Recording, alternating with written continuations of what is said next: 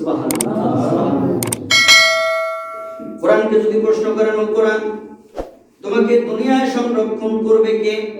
তুমি সেই লৌহে মাহফুজ অনেক দূর থেকে এখানে আসলে, আর তুমি এই জড় পদার্থের মতো এখানে সেখানে পড়ে আছো। তোমার কি কোনো ভয় নাই? তোমাকে কে সংরক্ষণ করবে? তোমার কি কোনো চিন্তা নাই? কোরআনের মধ্যে সুন্দর করে জবাব দিয়ে দিলেন, আল্লাহ শিখিয়ে দিলেন। কোরআন বলে দাও, ইন্না নাহনু নাযালনা যিকরা ওয়া ইন্না লাহু লাহাফিজুন। সুবহানাল্লাহ, সুবহানাল্লাহ। কোরআনের ভয় লাগবে কেন? কোরআনকে আল্লাহ শিখিয়ে দিলেন, ও কোরআন তোমাকে তো আমি নাজিল করেছি, আর আমি তোমাকে কি করব? হেফাজত করব। আমি তোমাকে হেফাজত করব। আমার ভাইরা এখন লক্ষ্য করুন, এই কোরআন আজ থেকে ১৫০০ বছর আগে এসেছে। কোরআনকে যেহেতু আল্লাহ হেফাজত করার দায়িত্ব নিয়েছেন, এই কোরআন যখন পৃথিবীর বুকে দাওয়াত শুরু করলো, তখন কাফিররা কোরআনকে চিরদিনের জন্য নিভিয়ে দেওয়ার পরিকল্পনা শুরু করলো। কিন্তু তারা কি পরিকল্পনা, তাদের পরিকল্পনা কি বাস্তব হয়েছে? না। কাফেররা চেয়েছিল ইউরিদুনা লিইউতফিউ নূরাল্লাহ, কাফেররা চেয়েছিল আল্লাহর নূরের আলোকে তারা চিরদিনের জন্য নিভিয়ে দিবে। এটা কারা চেয়েছিল? কাফেররা। কিন্তু কোরআনের দায়িত্ব কার? আল্লাহ। সংরক্ষণ করার দায়িত্ব কার? আল্লাহ। আল্লাহ পাক বলেছেন, কাফেরদের মনে যত দুঃখ আর বেদনার যন্ত্রণা কষ্ট হোক না কেন, আমার কোরআনকে যে বন্ধ করতে আসবে, আমি কোরআনকে আরো দ্বিগুণ, আরো অনেক উচ্চতা মানে আমি এই কোরআনের আলোকে আরো বৃদ্ধি করে দেব। সুবহানাল্লাহ। আজকে কোরআন, এই যে কোরআনের আলো যে বন্ধ করার ষড়যন্ত্র শুধু সেই জামানায় ছিল তা নয়, বর্তমান সময়েও কোরআন যেন মানুষ শুনতে না পারে, কোরআন শুনতে যেন মানুষ না পারে, এজন্য সকল তাফসীর মাহফিলগুলোতে বাধা হচ্ছে কিনা? বাধা হচ্ছে কিনা? সকল তাফসীর মাহফিলগুলো দেখেন, বুঝলিয়া এই আলোচনা করতে পারবেন না, এই পারমিশন, এই নানান রকমের ঝামেলা তারা সৃষ্টি করছে। কারণ কি? সেই যুগেও কাফেররা বলেছিল, লা তাসমাউ লিহাযাল কোরআন, তোমরা এই কোরআনের ধারে কাছে যেও না, এই কোরআন শ্রবণ করো না। আর যদি এই অনুষ্ঠান হয় তাহলে তোমরা অলকাউ ফিহি, তাহলে তোমরা ওখানে হট্টগোল সৃষ্টি করো। কি করো? মারামারি, হট্টগোল, হইহুল্লাহ সৃষ্টি করো, যাতে তোমরা বিজয়ী হতে পারো। কিন্তু আল্লাহ বলছেন, কোনদিন কশিন কালেও কোরআনকে অবমাননা করে, কোরআনকে বন্দী করে, কোরআনকে জেল খাটায়া, কোরআনের প্রেমিকদেরকে জেলখানায় বন্দী করে তুমি কখনো কোরআনের আলো বন্ধ করতে পারবে না। আবু তালেবের মধ্যে নবী করিম সাল্লাল্লাহু আলাইহি ওয়াসাল্লাম যখন বন্দী ছিলেন, অল্প কিছু লোক তখন ইসলাম গ্রহণ করেছে। কিন্তু বের হয়ে আসার সাথে সাথে তারা যে কোরআনের আলোকে নিভিয়ে দেওয়ার জন্য বন্দী করেছিল, বের হওয়ার সঙ্গে সঙ্গে দলে দলে ইসলামের মধ্যে প্রবেশ করলো। সুবহানাল্লাহ। সুতরাং আজও যারা কোরআনের ময়দানে কোরআনের প্রেমিকদের উপরে, আলেম ওলামাদের উপরে, তাফসীর মাহফিলের উপরে লাল চক্ষু যারা সৃষ্টি করবে, যারা ভয় নাই, তোমাকে কে সংরক্ষণ করবে? তোমার কি কোনো চিন্তা নাই? কোরআনের মধ্যে সুন্দর করে জবাব দিয়ে দিলেন, আল্লাহ শিখিয়ে দিলেন। কোরআন বলে দাও, ইন্না নাহনু নাযালনা যিকরা ওয়া ইন্না লাহু লাহাফিজুন। সুবহানাল্লাহ, সুবহানাল্লাহ, সুবহানাল্লাহ। কোরআনের ভয় লাগবে কেন? কোরআনকে আল্লাহ শিখিয়ে দিলেন, ও কোরআন তোমাকে তো আমি নাজিল করেছি, আর আমি তোমাকে কি করব? হেফাজত করব। আমি তোমাকে হেফাজত করব। আমার ভাইরা এখন লক্ষ্য করুন, এই কোরআন আজ থেকে ১৫০০ বছর আগে এসেছে।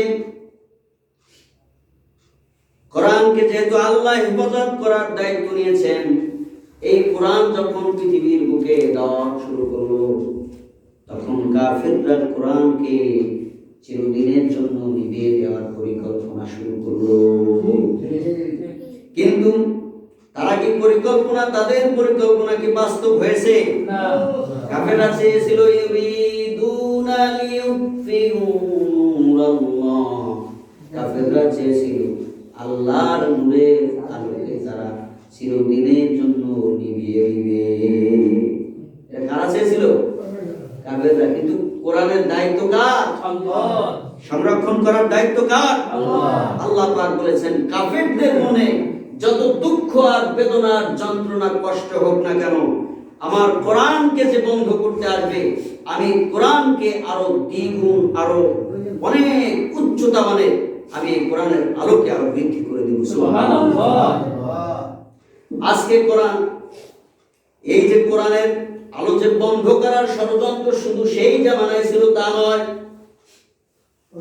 বর্তমান সময়েও কোরআন যেন মানুষ শুনতে না পারে, কোরআন শুনতে যেন মানুষ না পারে, জন্য সকল তাফসীর মাহফিলগুলোতে বাধা হচ্ছে কিনা? বাধা হচ্ছে কিনা? সকল তাফসীর মাহফিলগুলো দেখেন, বুঝলিয়া এই আলোচনা করতে পারবেন না, এই পারমিশন, এই নানান রকমের ঝামেলা তারা সৃষ্টি করছে। কারণ কি? সেই যুগেও কাফেররা বলেছিল লা তাসমাউ লিহাযাল কোরআন, তোমরা এই কোরআনের ধারে কাছে যেও না, এই কোরআন শ্রবণ করো না।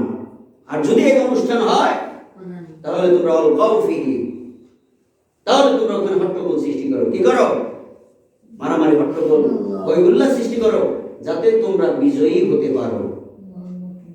কিন্তু আল্লাহ বলছেন কোনদিন কশিন কালেও কোরআনকে অবমাননা করে, কোরআনকে বন্দী করে, কোরআনকে জেল খাটায়া, কোরআনের প্রেমিকদেরকে জেলখানায় বন্দী করে তুমি কখনো কোরআনের আলো বন্ধ করতে পারবে না। আবু তালেবের মধ্যে নবী করিম সাল্লাল্লাহু আলাইহি ওয়াসাল্লাম যখন বন্দী ছিলেন, অল্প কিছু লোক তখন ইসলাম গ্রহণ করেছে। কিন্তু বের হয়ে আসার সাথে সাথে তারা যে কোরআনের আলোকে নিভিয়ে দেওয়ার জন্য বন্দী করেছিল, বের হওয়ার সঙ্গে সঙ্গে দলে দলে ইসলামের মধ্যে প্রবেশ করলো। সুবহানাল্লাহ। সুতরাং আজও যারা কোরআনের ময়দানে কোরআনের প্রেমিকদের উপরে, আলেম ওলামাদের উপরে, তাফসীর মাহফিলের উপরে লাল চক্ষু যারা সৃষ্টি করবে, যারা সত্য কথা বলবে, যারা এর উপরে জুলুম সৃষ্টি করবে, যারা এর উপরে অত্যাচার করবে, যারা এর উপরে 144 চালু করবে, তারা সাবধান হয়ে যা, কোরআন তোমাদেরকেও ছাড়বে না। ঠিক কিনা? যেরকম আবু লাহাব, আবু জাহেল, উতবা, সাইবাকে ছাড়ে নাই, কোরআন তোমাদেরকেও ছাড়বে না। এজন্য কোরআন, আল্লাহ বলছেন যে আমি কোরআনের এই বাতিকে আরো বৃদ্ধি করে দিই। সুবহানাল্লাহ। এই সুইচ কন্ট্রোল পৃথিবীর কোন মানুষের কাছে নয়, এর সুইচ কন্ট্রোল কেবলমাত্র আমি আল্লাহ রাব্বুল আলামিনের কাছে। তোমরা যদি চিন্তা করো কোরআনের একটা আলোচনাকে বন্ধ করে আমি বোধহয় কোরআনের বিরাট ক্ষতি করে ফেললাম, কশিন কালেও নয়। যদি তাই হতো, একজন কোরআনের প্রেমিককে জেলখানায় বন্দী করে কোরআন বাংলাদেশ থেকে কিন্তু বিদায় হয় নাই। লক্ষ লক্ষ মুফাসসির সারা বাংলাদেশে তৈরি হয়েছে। ঠিক কিনা? কোরআনের আলো বন্ধ করা যাবে না। তাহলে কোরআনের হেফাজত কে নিয়েছেন? আল্লাহ নিয়েছেন। সেটা কোরআন কিন্তু আপনি যেন ভয় না পান যে আমি কোরআনের হেফাজত কিভাবে করব, কোরআনের হেফাজত এত বড় জিনিস, আমি কোরআনের কথা কিভাবে বলবো। আল্লাহ বলছেন কোনো ভয় নাই, তোমার কোনো ভয় নাই। কোরআনের অনুসারী, কোরআন এর পথ নির্দেশন অনুযায়ী যারা চলবে তাদের কোনো ভয় নাই। তাদেরকে হেফাজত করার দায়িত্ব আমি আল্লাহ। তাদেরকে হেফাজত করার দায়িত্ব কার? আল্লাহ। এরপরে যদি আপনি প্রশ্ন করেন, কোরআনকে যদি প্রশ্ন করেন তোমার মধ্যে কোনো সন্দেহ আছে কেউ কোরআন, তুমি এত বড় একটা কিতাব, তোমার এত আয়াত রয়েছে ভিতরে, তোমার ভিতরে কি কোনো সন্দেহ আছে? যদি থাকে আমাকে একটু বলো তো দেখি। কোরআন বলতেছে যালিকাল কিতাবু লা রাইবা ফীহি, কোরআন আপনারই তো সান্ত্বনা দিচ্ছে, আর ভয় পাওয়ার কোনো কারণ নাই, আমার ভিতরে যা কিছু আছে এর মধ্যে কোনো সন্দেহের অবকাশ নাই, এর মধ্যে কোনো সন্দেহের অবকাশ নাই। সুতরাং ভাইজান আমার, কোরআন এত বিশাল কিতাব, আপনি যদি চিন্তা করেন যে আমি জেলে, আমি বাজার করতেছি, আমি ব্যবসায়ী, আমি একজন সমাজ প্রতিনিধি, আমার কথা কি কোরআনে আছে বা আমার কথাটা কি সঠিকভাবে আছে কিনা, কোরআন বলছে তোমার কোনো সন্দেহ করার দরকার নাই, সব এখানে সঠিকভাবেই আছে, ঠিক কিনা? কোরআনকে যদি প্রশ্ন করেন, ও কোরআন, তোমার মধ্যে কি নবী তার মন গড়া কোনো কথা চালিয়ে দিয়েছে? কারণ নবী আমাদের থেকে কত হাজার বছর আসছে, ১,৫০০ বছর আগে প্রায়। এখন যদি আপনি মনে মনে ভাবেন যে কোরআন আছে, নবী করিম সাল্লাল্লাহু আলাইহি ওয়াসাল্লাম নিজে পাইয়া ওর ভিতরে কিছু ঢুকাই দিল কিনা, নিজের মন গড়া কিছু দিল কিনা, এরকম চিন্তা আপনার মধ্যে কখনো যেন না হয়। এজন্য কোরআন জিজ্ঞাসা যদি করেন, আপনাকে জবাব দিয়ে দিবে। কোরআন বলবে, আমি নবী, যদি কোরআন বলতেছে আল্লাহ পাক বলেছেন, আমি নবীকে যদি নিজে রচনা করে নবী তার কোনো কথাই কোরআনের ভিতর চালিয়ে দিত, আমি আল্লাহ রব্বুল আলামিন নবীর ডান হাতকে চেপে ধরতাম। শুধু ডান হাত চেপে ধরতাম না, কোরআনে বলছে আল্লাহ পাক যে আমি নবী শিরোচ্ছেদ কণ্ঠ নালীকে আমি আল্লাহ পাক কেটে দিতাম। তাহলে বোঝা গেল কি, কোরআন আপনাদের বলতেছে যে নবীও তার কোনো নিজের বানানো কোনো কথাই কোরআনে ঢুকায় নাই। তাহলে কোরআন এখনো কেবলমাত্র কার কিতাব? আল্লাহ। সুবহানাল্লাহ, সুবহানাল্লাহ। এবার আসেন, যদি কোরআনকে প্রশ্ন করেন, কোরআন তোমার মধ্যে রয়েছে কত শত শব্দ ভান্ডার এবং ভাষা সাজানোর কি অপূর্ব সামঞ্জস্যতা, তোমার ভিতরে কত শব্দ ভান্ডার রয়েছে, কি সুন্দর মিল রয়েছে। আর রহমান আল্লামাল কোরআন খলাকাল ইনসান, কবিতার মধ্যে দেখছেন মিল আছে না? ও কোরআন, তোমার ভিতরে যে ভাষার কি সামঞ্জস্যতা, কি সুন্দর মিল রয়েছে। ও কোরআন, তুমি কি কোনো কবি তৈরি করার কাব্যলিপি কিনা? কেউ প্রশ্ন করতে পারে না যে কোরআন তোমার ভিতরে কি মিল, একটা আয়াতের সাথে একটা আয়াতের কত সুন্দর মিল, সামঞ্জস্য মিল রেখে তুমি রেখেছ নিজের ভিতরে। তাহলে ও কোরআন, তুমি কি কোনো কাব্যলিপি কবি? কোরআন বলতেছেন, কোরআনের ভিতরে আল্লাহ পাক জবাব দিয়ে দিলেন, খবরদার, এই কোরআন কোন কাব্যলিপি নয়। আল্লাহ পাক বলেছেন, ওয়ামা হুয়া বিকাউলি শাইরিন কালিলাম মা তুমিনুন। তোমরা মনে করতে পারো যে এত সুন্দর সাজানো শব্দ ভান্ডার এই কোরআনকে দিয়েছি, এই কোরআন মনে হয় কোনো কাব্যলিপি, কোনো কবির কোনো কাব্যলিপি।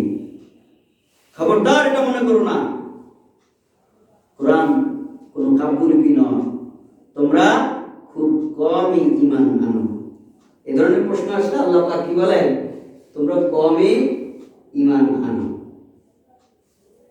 এরপরে দেখেন, কোরআনকে যদি আবার জিজ্ঞেস করেন, ও কোরআন, তোমার ভিতরে অনেক অদৃশ্যপূর্ণ কথা আছে যা আমাদের এই দুই চোখে আমরা দেখি না। আমরা এখানে যারা আছি, নবী কি দেখেছি? নবী দেখি নাই। জান্নাত জাহান্নাম দেখি নাই। কবরের মধ্যে কি আর শাস্তি হবে তাও দেখতে পাই না, কিছুই দেখা যায় না, ফেরেশতাদেরকে দেখি নাই। কিন্তু এমন কিছু কোরআন তোমার ভিতরে আছে যেগুলো দেখা যায় না দু চোখ দিয়ে, কিন্তু উপলব্ধি করা যায় কিছু একটা অবশ্যই আছে, ঠিক কিনা? মরার পরে জীবিত হওয়া লাগবে, এটা আমরা বিশ্বাস করি, কিন্তু আমরা কেউ জীবিত হইতে দেখেছি কেন? আমরা এখানে যারা আছি কেউ দেখি নাই।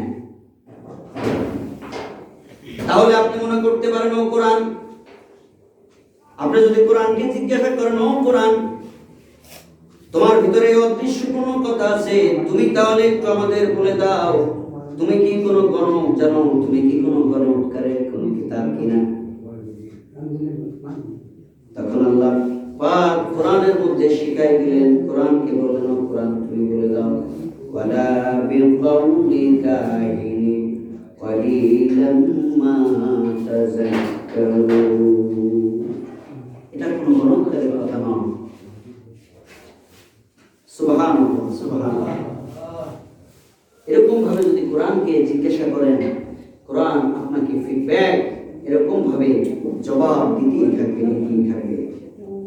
আমি সংক্ষেপে শেষ করছি আমার ভাইজান, লক্ষ্য করুন, কোরআন তাহলে কি এখন আপনার জানার প্রশ্ন আছে কিনা?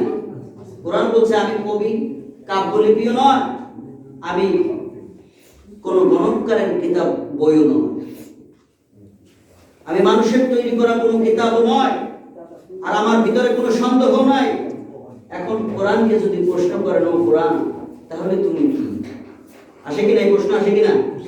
যদি কোরআনকে জিজ্ঞাসা করেন, ও কোরআন তুমি কি, কোরআন জবাব দেবে তানজিলুম মির রাব্বিল আলামিন, আমি হচ্ছি রব্বুল আলামিনের পক্ষ থেকে অবতীর্ণ কিতাব। এইভাবে যদি কোরআনকে, আমার ভাইজান সবাই লক্ষ্য করুন, যদি এইভাবে কোরআনকে নিজের জীবন পরিচালনার জন্য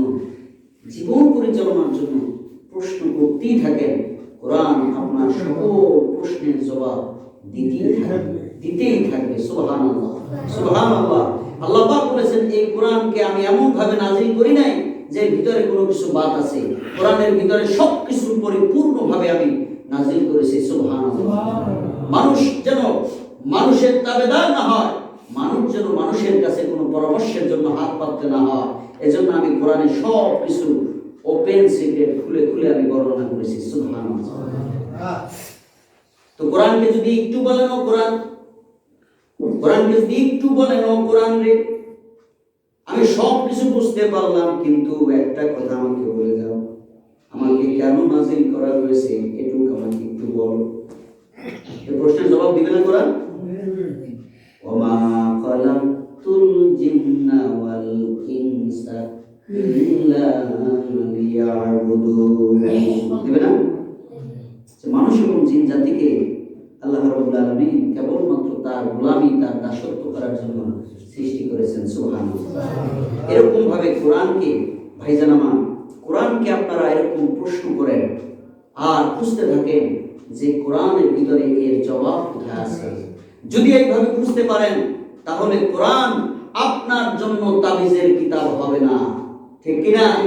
কোরআন আপনার জন্য ব্যবসায় উন্নতির তাবিজ বই হবে না। কোরআন আপনার জন্য, আপনার মেয়ে বিবাহ দিতে পারছেন না, কোরআন দিয়ে কোন আয়াত আছে বুঝতে লাগলেন, এরকম এর জন্য কোরআন আপনার হবে না। কোরআন হবে আপনার ব্যক্তি, পরিবার, সকল জায়গায় আপনি যেন সুন্দরভাবে, পরিপূর্ণভাবে সঠিক পথের উপরে থাকতে পারেন, কোরআন হবে আপনার সেই জন্য, ঠিক কিনা? ঠিক কিনা? ঠিক। এজন্য আমরা যেন সঠিকভাবে আল্লাহ রাব্বুল আলামিনের এই কোরআনকে আমরা বুঝতে পারি আর কোরআন অনুযায়ী আমরা যেন আমল করতে পারি। বলে সুবহানাল্লাহ। আল্লাহ আমাদেরকে এই আমল করার সুযোগ দিন, বলে আমি। আমার ভাইজান সর্বশেষ একটা কথা বলি, এই কোরআন এই আলোচনা, যেহেতু আমি প্রতি সপ্তাহে একটা আলোচনা করি, এজন্য এখানে অনেক কথা আছে যেগুলো বলতে সুযোগ পেলাম না। একটা কথা বলি, যে কথাটাই কোরআন কে যদি প্রশ্ন করেন যে কোরআন সব তুমি বলতে পারো, ঠিক আছে, কিন্তু তুমি আমাদের কাছে কি চাও? কারণ কোরআনের চাওয়া পাওয়া যদি আপনি না দিতে পারেন তাহলে কোরআন আপনার পক্ষে কোনোদিনও থাকবে না। আপনি যতই ইবাদত করেন, যতই যা কিছু করেন, কোরআনের পক্ষে সঠিকভাবে নাই, আপনার কোরআন আপনার সাপোর্ট করবে না। এজন্য কোরআনকে যদি প্রশ্ন করেন, ও কোরআন তোমাকে আর একটা প্রশ্ন করি, দেখি তুমি কি জবাব দাও। কোরআনকে এভাবে যদি প্রশ্ন করেন, কোরআন তুমি আমাকে একটু বলো, তুমি কি চাও আমাদের কাছে, কি তোমার আমাদের কাছে পাও না, কি আমরা তোমাকে দিব। কোরআন বলছে, আমি দুনিয়ার মানুষের কাছে তিনটা জিনিস আমার পাও না। কয়টা? কোরআন বলতেছে দুনিয়ার মানুষের কাছে আমার তিনটা জিনিস পাও না। তার এক নাম্বার হলো তোমরা আমাকে তিলাওয়াত করো। এক নাম্বার কি? বুঝেন, কোরআন আমাদের কাছে কি চায়? আসছে তো কি চায়, সেই চাওয়াটা আমাকে পূরণ করতে হবে না? কোরআনের এক নম্বর চাওয়াটা হলো, কোরআন বলছে আমাকে তিলাওয়াত করো, ওরাতিলি কুরআনা তারতিলা, আছে না? আমাকে তিলাওয়াত করো। দুই নম্বর হলো, আমাকে শুধু তিলাওয়াত করো না, আমাকে জানার জন্য, বোঝার জন্য এর অনুবাদ সহ বিস্তারিত তাফসীর আকারে যে যেভাবে পারো আমাকে বোঝার জন্য অধ্যয়ন করো। সুবহানাল্লাহ। তিলাওয়াত আর অধ্যয়ন কিন্তু এক নয়। তিলাওয়াত আমি এখানে দাঁড়াই করতে পারতেছি, অধ্যয়নটা হলো ওই আয়াতের প্রেক্ষিতে, ওই আলোচনার প্রেক্ষিতে খুঁজে সঠিক কথাটা বের করা, ঠিক কিনা? এরপর কোরআন বলতেছে আর একটা দাবি তোমাদের কাছে আমার। আর একটা দাবি হলো, তোমরা যে তেলাওয়াত করলে আর তোমরা যে জানলে বুঝলে যে অধ্যবসায় করলে এই অধ্যবসায় অনুযায়ী তোমরা তোমাদের জীবনে আমলে পরিণত করে তোমরা আত্মশুদ্ধি গঠন করো। সুবহানাল্লাহ। কি বলতেছে? আমাকে পাইয়া তোমরা পরিশুদ্ধ হয়ে যাও। কয়টা হক কোরআনে? আল্লাহ যেন আমাদেরকে এই তিনটা হক, কোরআন যে হকের জন্য আমাদের কাছে যে দাবির জন্য এসেছে, আল্লাহ যেন কোরআনের এই তিনটা হক আমাদের কাছ থেকে করার সুযোগ দেন বলি আমিন। আমিন। সুযোগ দেন বলি আমিন। আমিন। আল্লাহুম্মা আমিন। আমরা একবার ইস্তিগফার পড়ে, কয়েকবার সূরা ফাতিহা পড়ে, কয়েকবার দুরূদ শরীফ পড়ে। আস্তাগফিরুল্লাহ আস্তাগফিরুল্লাহ লা ইলাহা ইল্লাল্লাহ লা ইলাহা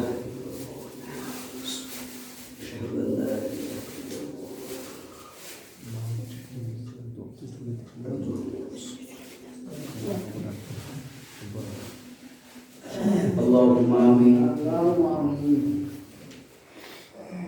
ربنا ظلمنا أنفسنا وإن لم تغفر لنا وترحمنا لنكونن من الخاسرين. ربنا لا تزغ قلوبنا بعد إذ هديتنا وهب لنا من لدنك رحمة إنك أنت الوهاب.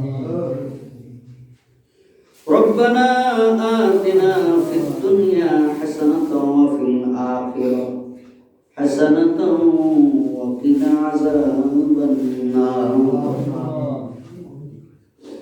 وقنا عذاب القبر وقنا عذاب الحشر وقنا عذاب الصراط وقنا عذاب جهنم.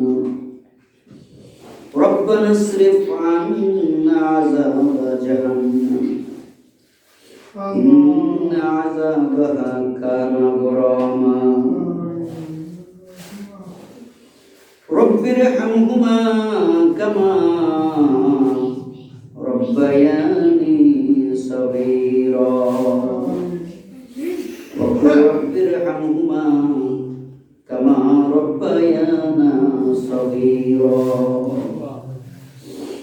মাবুদ মেহেরবান মাওলা, আমরা কতিপয় গুনাহগার গোলাম সালাতুল ইশার নামাজ আদায় করি, তোমার পবিত্র কালামুল্লাহ থেকে কালামুল্লাহর পরিচয় জেনেছি দীর্ঘক্ষণ, কোরআন থেকে কথা শুনেছি, তোমার হাবিবের উপরে দুরূদ ও সালাম প্রেরণ করেছি, তাসবিহ তাহলিল যা কিছু জিকির আজকার সন্ধ্যা থেকে পর্যন্ত হলো আল্লাহ, আল্লাহ তোমার কাছে ফরিয়াদ করে মাবুদ গো, এর মধ্যে যদি কোনো ভুল ত্রুটি হয়ে থাকে আল্লাহ তুমি ভুল ত্রুটিগুলো মার্জনা করে এর সওয়াবখানি কোটি কোটি গুণ বৃদ্ধি করে দিয়ে আখিরি জামানার নবী মুহাম্মদুর রাসূল সাল্লাল্লাহু আলাইহি ওয়াসাল্লামের রূহ মুবারকে পৌঁছে দাও। বাবা আদম আলাইহিস সালাম থেকে শুরু করে আজ পর্যন্ত যত মুমিন মুমিনাত চির বিদায় নিয়ে অন্ধকার কবরে শায়িত, আল্লাহ তাদের প্রত্যেকের পবিত্র রূহ মুবারকের সওয়াব পৌঁছে দাও। আল্লাহ তোমার কাছে ফরিয়াদ করছি মাবুদ গো, আমাদের মধ্য থেকে যাদের জনম দুঃখী আব্বা জান, জনম দুঃখী আম্মা জান, দাদা দাদি, নানা নানি, উস্তাদ মুরব্বি, পাড়া প্রতিবেশী, দেশি দেশি ভাই বোন, আত্মীয় স্বজন, মাতৃকুল থেকে নাম না জানা যত আত্মীয় স্বজন, মাতৃকুল থেকে পিতৃকুল থেকে নাম না জানা যত আত্মীয় স্বজন, দুনিয়া থেকে বিদায় নিয়ে অন্ধকার কবরে একা একা শায়িত আছে, মাবুদ গো জানি না তাদের অবস্থা কি হালাতে আছে, মাবুদ রে এর সওয়াবখানি তাদের রূহ মুবারকে পৌঁছায় দাও। আল্লাহ তোমার কাছে ফরিয়াদ করছি মাওলা, আমাদের বাড়িতে কারো জনম দুঃখী আব্বা জান নাই, জনম দুঃখী আব্বা জান চিরদিনের জন্য বিদায় নিয়েছে, আব্বা আব্বা বলে ডাকার মতো লোক নেই, মা বলে থাকার মতো আর কোনো মানুষ নেই। আল্লাহ শাসন করার মতো কোনো লোক নাই, বাড়িতে নাম ধরে ডাকার মতো কোনো লোক নাই। আল্লাহ মাবুদ, তারা কোন অবস্থায় আছে আমাদের নারী সেরা বন্ধ। আল্লাহ তোমার কাছে ফরিয়াদ করছি, আল্লাহ তাদের কবরে যদি জাহান্নামের শাস্তি হয়ে থাকে, জাহান্নামের ফেরেশতারা যদি তাদের কবরে শাস্তি প্রদান করে, ও আল্লাহ আমরা ওয়ারিস হিসেবে তোমার কাছে ফরিয়াদ করছি, মাবুদ এই মুহূর্তে তাদের কবর আযাবগুলোকে মাফ করে দাও। আল্লাহ তাদের কবর আযাবকে তুমি মাফ করে দাও।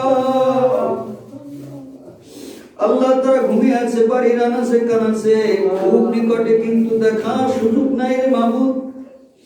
দুনিয়ায় কোনো মা বাবা অন্যায় করে যদি কোনো ফাঁসির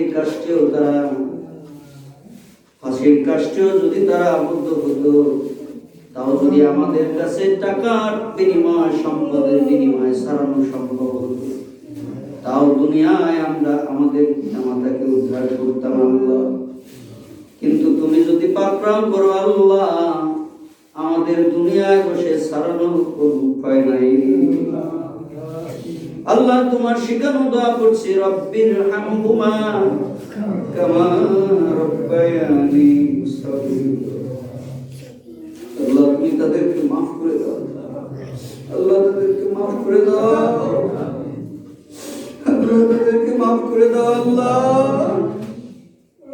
আল্লাহ তোমার কাছে ফরিয়াদ করছি, মাবুদ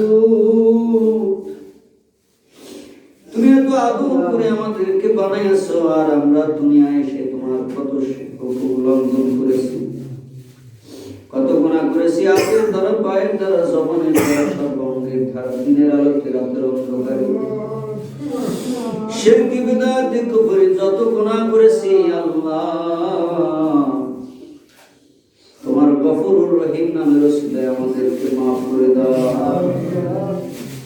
আল্লাহ তুমি আমাদেরকে মাফ করে দাও। আল্লাহ তুমি আমাদেরকে এই সামান্য শরীরে দুনিয়ার আগুনের তাপ সহ্য হয় না, আর তোমার হাজার হাজার বছর জ্বালানোর আগুনে কিভাবে আমরা পুরো জানি।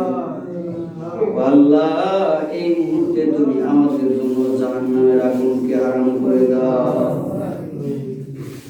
আল্লাহ তোমার কাছে ফরিয়াদ করছি, আল্লাহ যারা আমিন আমিন বলছে, আল্লাহ আল্লাহ অনেক মুরব্বী রয়েছে দাড়ি পাকা, মাবুদ রে তুমি তাদেরকে মাফ করে দাও। আল্লাহ আল্লাহ দাড়ি পাকা মুরব্বীরা হাত তুলেছে, আল্লাহ তুমি তাদের হাতকে খালি হাতে ফিরে দিও না। আল্লাহ আল্লাহ মাসুম বেগুনা বাচ্চারা হাত তুলেছে, আল্লাহ তুমি তাদের হাতকে ফেরত দিও না। আল্লাহ আল্লাহ আমাদের মাঝে যার হাত দেখানা কবুল হয়, আল্লাহ তোমার পছন্দ হয়, আল্লাহ তোমার পছন্দনীয় বান্দার হাতের তুলনায় আমাদেরকে তুমি কবুল করো। আল্লাহ আমাদের এই দোয়া মুনাজাত তোমার হাবিবের ওসিলায় আমাদেরকে কবুল করো। আল্লাহ তোমার কাছে ফরিয়াদ করছি, আল্লাহ কত ভাই আজও আসতে পারে নাই, আল্লাহ তুমি তাদেরকে এই দিনে মজলিসে আসার সুযোগ করে দাও। আল্লাহ তাদেরকে তুমি নামাজি করে দাও, আল্লাহ তাদেরকে মসজিদ মুখী করে দাও।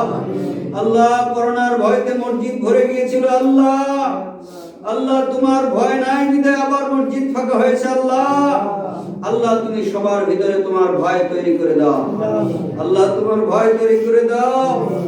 আল্লাহ তুমি মসজিদকে পরিপূর্ণ মুসাল্লি দ্বারা পরিপূর্ণ করে দাও।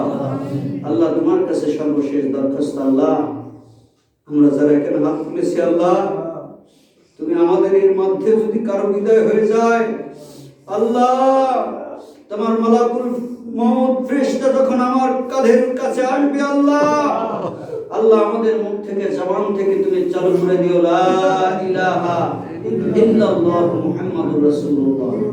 সুবহানা রাব্বিকা রাব্বিল ইজ্জাতি আম্মা ইয়াসিফুন ওয়া সালামুন আলাল মুরসালিন walhamdulillahi rabbil alamin।